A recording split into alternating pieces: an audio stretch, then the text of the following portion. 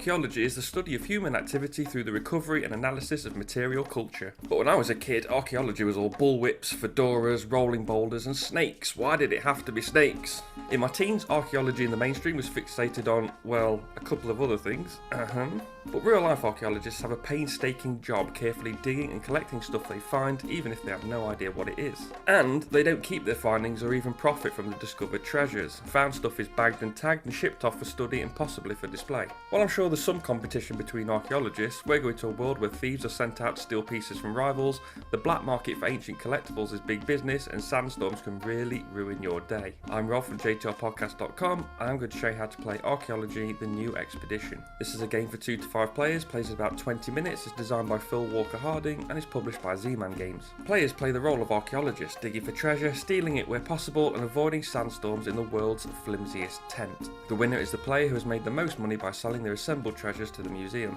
The first part of setup is to separate the map, thief, sandstorm and tent cards. As only one tent card is required per player, deal one out to everyone and put the rest back in the box. Tent cards stay face up in front of players during the game until used. All of the map cards are used every game, so put them to one side for now. The thief and sandstorm cards have numbers printed on them showing how many are needed for the number of players in the game, so the rest go back in the box. Those that are needed should be kept next to the map cards for now.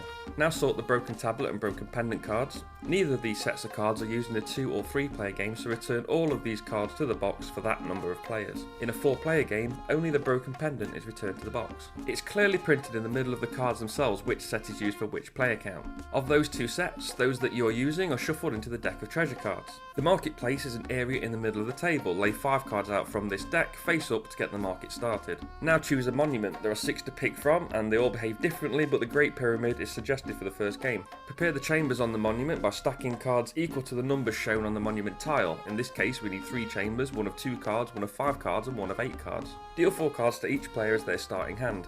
Now the dig site is created by shuffling the map, sandstorm and thief cards into the remaining treasure cards to create one big deck. Make sure this is well shuffled. Seriously, make sure this is very well shuffled. You want to make sure all the different types of cards are well distributed. Before looking at the gameplay, let's take a look at the treasure cards in more detail. This broken cup has a value of 2 as it says at the top, there are 6 in the deck as it says in the middle, and the bottom shows the value when sold. The broken cup is worth 2 points at the end of the game if sold on its own, but a set of 2 is worth 12 points. Others, like this talisman, allow you to sell them in sets of up to 5 for exponentially more points per card in that set. Players now announce the total value of all the treasure in their hand by adding up all the numbers in the top of that card. The player with the lowest value will be the start player, and ties are broken randomly. The first thing a player must do on their turn is dig for treasure. In other words, draw the top card of the very well shuffled dig side. If it's a treasure card, the player will keep it in their hand. That's simple. If it's a thief card, it's discarded to its own discard pile, then the player will blindly take a card from another player's hand. Again, very simple. If it's a sandstorm, you also discard it into its own discard pile. Then, in turn order, starting with the player to the left of the player that drew the sandstorm card, players decide if they want to discard their tent or not.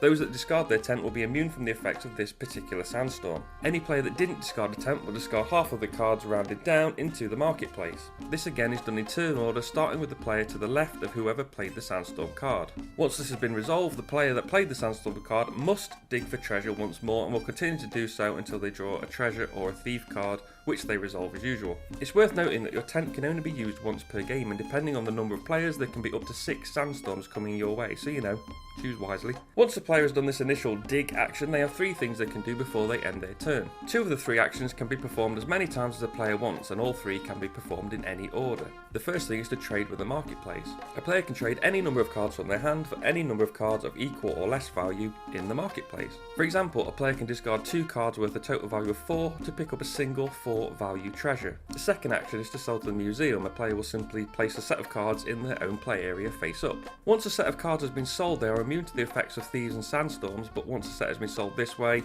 no more cards can be added to it. Exploring the monument is the third action, which can only be performed once per turn. A player can discard the required number of map cards to interact with the monument. In the example of the Great Pyramid, a player can discard 1, 2 or 3 maps to collect 2, 5 or 8 cards respectively. The back of the rulebook has an easy to read breakdown of all the monument tiles. Once a player has finished all of their actions, play continues clockwise. So a typical turn will go like this. You must dig for treasure, so do that first. Add the treasure card to your hand. Trade with the marketplace, then sell to the museum if you like. When the dig site is empty, players no longer have to dig, but can pass instead. Instead of passing, a player may still trade with the marketplace, sell to the museum and explore the monument as normal. When all players pass in sequence, the game ends and players sell all the remaining treasure cards in their hand to their own individual sets. Players will total each individual set separately and the player with the most money wins. If there's a tie, the game will go to the player that sold the fewest cards. That's Archaeology, the new expedition, a simple, light, quick, push-a-look set collection card game. Just going to end with a final reminder to really shuffle that deck, seriously. Please like this video if you found it useful, share it to let others know about it, and subscribe to the channel for more how to play videos as well as other board game related content. You can find me on Twitter at JTRPodcast, and you can find my blog and podcast at jtrpodcast.com. I've been Rob, aka Jesta ThaRogue, and until next time, keep on digging.